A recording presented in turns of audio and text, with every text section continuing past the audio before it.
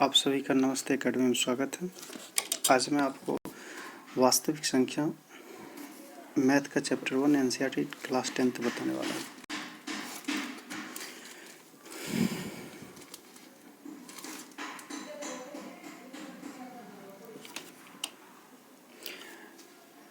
इसमें वास्तविक संख्याओं के बारे में जिक्र किया गया है। ये वास्तविक संख्याओं के बारे में जिक्र किया गया है और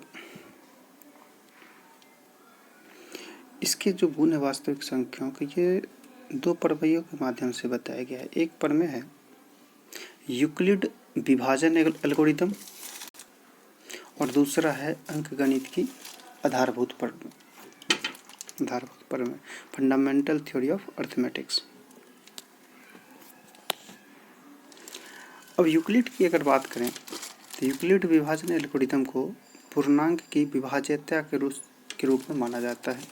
जैसे आप लोगों ने भाज्य भाजक भागफल से वो जो फॉर्मूला है, तो ये क्या है, विभाज्यता से संबंधित है। जबकि अगर बात की जाए वहीं पे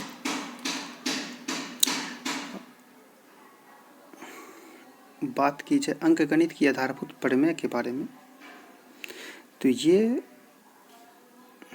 गुणन से संबंधित है। ठीक है, आप सब जानते हैं कि कोई भी भाज्य संख्या को एक अभाज्य संख्या के गुणनफल के रूप में व्यक्त किया जा सकता है। जैसे कि 6 हो गया तो 6 2 गुना 3, ये क्या है, अभाज्य संख्या है।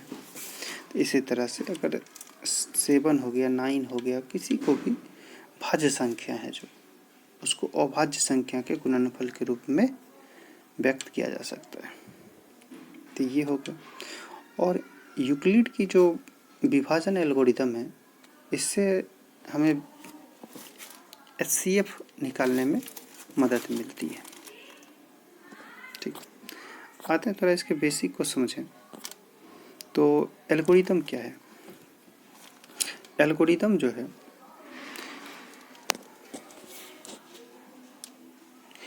एल्गोरिथम जो होती है एक विशेष प्रक्रिया को भी समस्या को हल करने के लिए एक प्रक्रिया या विधि प्रदान करती है। किसी समस्या को हल करना हो और उसके लिए एक प्रक्रिया या विधि क्या है, तो उसको एल्गोरिथम के द्वारा, और ये एक सरल का सीरीज में होती है। ठीक है, ये हो गया एल्गोरिथम। और एक होता है प्रमेय। प्रमेय जो है ये कथन को सिद्ध करने में प्रयोग किया जाता है। किसी भी कथन को सिद्ध करने में प्रमेयिका का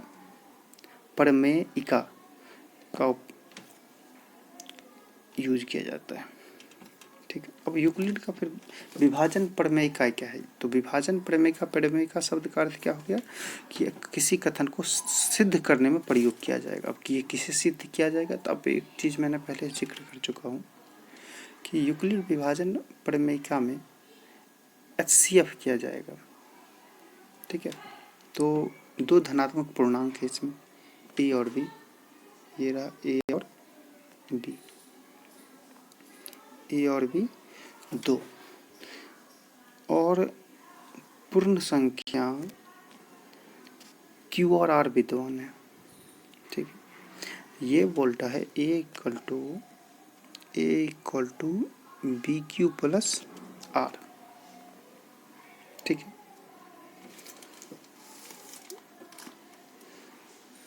यहाँ पे Q और R क्या है, ये R और ये Q, R और Q यहाँ पे है। Q है भागफल और R है शेषफल। ठीक, और यूक्लिड विभाजन प्रमेयिका का जो ये सिद्धांत है,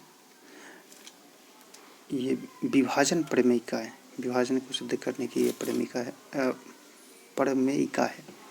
ठीक है, तो ये जो है ये बहुत पहले समय से ही विद्यमान थी, लेकिन इसको किसी ने लिखा नहीं था। ये विभाजन प्रमेयिका को लिखित रूप में सर्वप्रथम इसको इंट्रोड्यूस किया है, परिचय करवाया है किसने? यूक्लिड एलिमेंटस ने। यूक्लिड एलिमेंटस ने सर्वप्रथम लिखित रूप में क्या किया है? यूक्लिड एलिमेंटस ने सर्वप्रथम लिखित रूप में लोगों को परिचित करवाया। और इनकी एक बुक है, यूक्लिड की बुक क्या है, यूक्लिड एलिमेंटस। यूक्लिड एलिमेंटस जो है ये है यूक्लिड की बुक, और इसी के अध्याय 7 में इन्होंने विभाजन प्रमेयिका, यूक्लिड विभाजन प्रमेयिका जिसको कहते हैं, उसके बारे में बताया गया है। अच्छा, तो एल्गोरिथम के बारे में जान ही चुके हैं, और ये बताया जाता है कि एल्गोरिथम जो है एक फारसी गणितज्ञ थे, इनका नाम था अल ख्वारिज़्मी, इनसे लिया गया है एल्गोरिथम। ठीक है, एल्गोरिथम किसी समस्या को हल करने की एक प्रक्रिया या विधि होती है, और इसे जो इस एल्गोरिथम का नाम पड़ा है वो नाम पड़ा है अल ख्वारिज़्म नाम के गणितज्ञ से। ये कहाँ के थे, तो ये फारस के थे। और अलजेब्रा का नाम भी इन्हीं के पुस्तक हिसाब अलजबर या अल मुकाबला से लिया गया है। तो अलजेब्रा और एल्गोरिथम दोनों का नाम कहीं न कहीं संबंधित होता है अल ख्वारिज़्मी। ठीक है, अब यूक्लिड विभाजन एल्गोरिथम। यूक्लिड विभाजन एल्गोरिथम जो है ये बता रहा है दो धनात्य पूर्णांकों का एसएफ प्रकल्पित करने की एक तकनीक के बारे में बता रहा है कि किस तरह से हम लोग किसी दो धनात्मक पूर्णांक है, जैसे यहाँ पे a और b है, और इस a और जैसे यहाँ पे a और b दिया है, तो a और b का यहाँ पे क्या निकालेंगे हम लोग, एचसीएफ निकालने के लिए यूक्लिड विभाजन एल्गोरिथम का प्रयोग करेंगे। ठीक, और यहाँ पे 255-42 का एचसीएफ निकालने के लिए बोला गया है। यहाँ पे कितना है, सॉरी 455 और 42। ठीक है, अगर हम लोग बेसिक से चले तो बेसिक से चलने पे पहले निकालते थे छोटे क्लासों में, जब आप सीखते हैं एचसीएफ निकालने के लिए, तो ये ऐसा निकाला जाता है कि इसको देखते हैं कि कितना बार लगता है। मान लो ये एक बार में ये 42 लगा, फिर आ गया 3, 5, ठीक है, फिर ये 42 से लगेगा, तो एक बार में लगा, ये हो गया 35, बच्चा 7 को फिर 35 से भागा देंगे, तो यहाँ 5, 35, ये हो कट गया, तो यहाँ पे आपका एचसीएफ क्या निकल गया, एचसीएफ हो गया 7। ये हो गया बेसिक। लेकिन अब हम यूक्लिड विभाजन एल्गोरिथम से देखते हैं कि आखिर या प्रमेयिका से देखते हैं कि ये कैसे निकालता है। ये जो निकाला है 455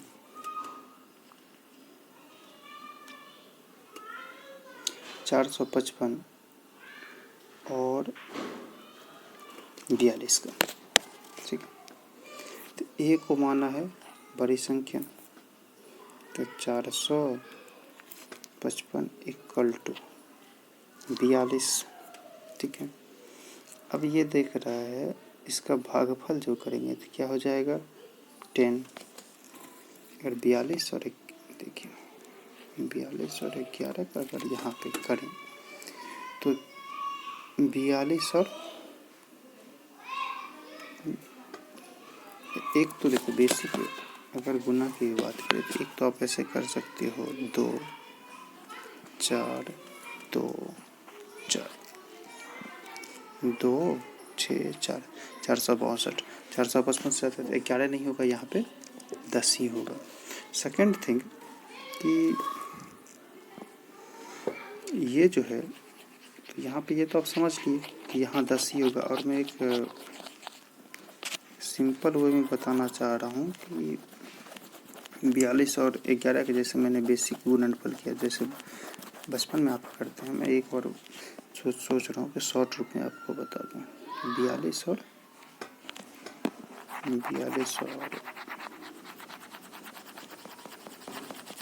पहले से रेस कर दूँ,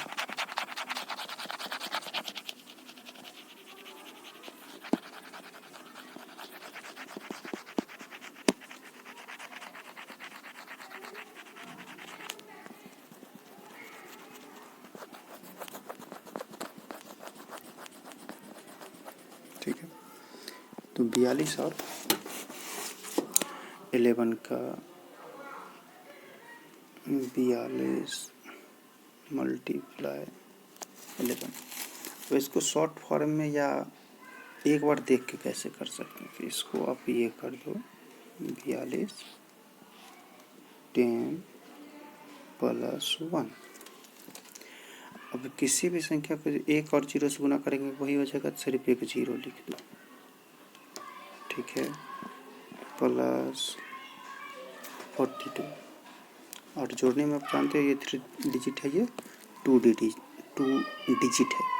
इसको कैसे जोड़ेंगे, कितना निकल गया 462। तो ये आप शॉर्ट में निकाल सकते हैं। अब मैं फिर आता हूँ वहीं पे जहाँ पे यूक्लिड विभाजन एल्गोरिथम के बारे में, ठीक है। तो ये बता रहा है, अब फार्मूला मैं यहाँ पे लिख देता हूँ, a equal to b q plus r, जहाँ ये है शेषफल, ये है भागफल और ये एक भाज्यिक भाजक है। तो 455 इज इक्वल टू 42। तो अब हम लोग जान रहे हैं कि यहाँ पे क्या लिखा जाएगा 10। हम लोग नहीं लिख सकते हैं इसमें 11, क्योंकि 11 लिखने पे 462 होगा जो 455 से बड़ा है। और अगर 10 से करते हैं तो ये बच जाएगा शेषफल 35, ठीक है। अब ये कैसे जाने कि शेषफल 35 ही बचेगा, तो एक तो आप घटा के देख सकते हो कि 455 में 420, या आप देख लो कि 11 में कितना हो रहा था 462, 42 इंटू 11 42 गुना 11 462 हो रहा था। और आप जब 462 में से 7 घटाओगे तो कितना मिलेगा 455। तो यहाँ पे आप ये 42 है ना, 42 में से 7 घटा दो, ये 35 मिल जाएगा, ठीक है। तो ये हो गया, तो ये निकला 1। अब फिर नीचे आएंगे 42 का भी, 42 को नहीं मान सकते हैं दोनों का एचसीएफ का ही, क्योंकि फैक्टर जो होता है। चलिए मैं पहले ये करता हूँ, ठीक है। तो अब इसको 35 से करूँगा, 35 प्लस 1 एक ही बार लगेगा, प्लस 7, शेषफल 7 बचेगा, सॉरी 1 से करूँगा तो ठीक है, 35 से भाग दूंगा तो एक होगा भागफल, ये होगा शेषफल। अब शेषफल को फिर से ये लिखा ना, ये जो भागफल है, भागफल को फिर से किसके शेषफल से देते हैं, उसमें भी जैसे दे रहे थे फर्स्ट टाइम 42 से दिया, फिर जो शेषफल बचा 35, 35 से 42 में किया, फिर शेषफल क्या बचा 7, 7 बचे 35। तो यही चीज़ यहाँ पे करना है। तो 7 गुना 5 इक्वल टू हो गया 0। तो इसका मतलब मेरा एचसीएफ क्या हो गया, ये हो गया यूक्लिड से पहले वाला बेसिक से, ठीक है। तो यहाँ पे ये बता रहा है कि शेषफल क्या आ गया, 0 आ गया, शेषफल आ गया 0। ये सबको आप सभी को पता है, शेषफल आ गया 0। तो जैसे ही 0 आया उसका मतलब पूर्णतया कट गया, वहीं पे एचसीएफ। तो एचसीएफ का जो मीनिंग होता है, एक चीज़ आप याद रखना, एचसीएफ महत्तम समावर्तक किसका होता है, महत्तम, इसका ऐसे होता है हाईएस्ट कॉमन फैक्टर, एच से हाईएस्ट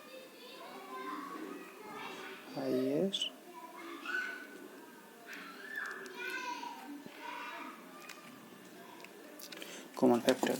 तो फैक्टर कैसा होनी चाहिए, कॉमन होना चाहिए, कॉमन में भी कौन सा, हाईएस्ट होनी चाहिए। तो महत्व किसी का भी एचसीएफ निकालेंगे तो एक होगा हमें सदा सब में, और एक जो आएगा तो उसमें दोनों में कौन सा निकालना है, हाईएस्ट निकालना है। तो हाईएस्ट कॉमन फैक्टर आ गया यहाँ पे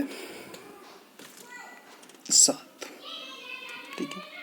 तो आपने अभी समझा कि यूक्लिड विभाजन एल्गोरिथम के बारे में। फिर आगे के सेशन को मैं बाद में कंटिन्यू करूँगा। Thank you for watching.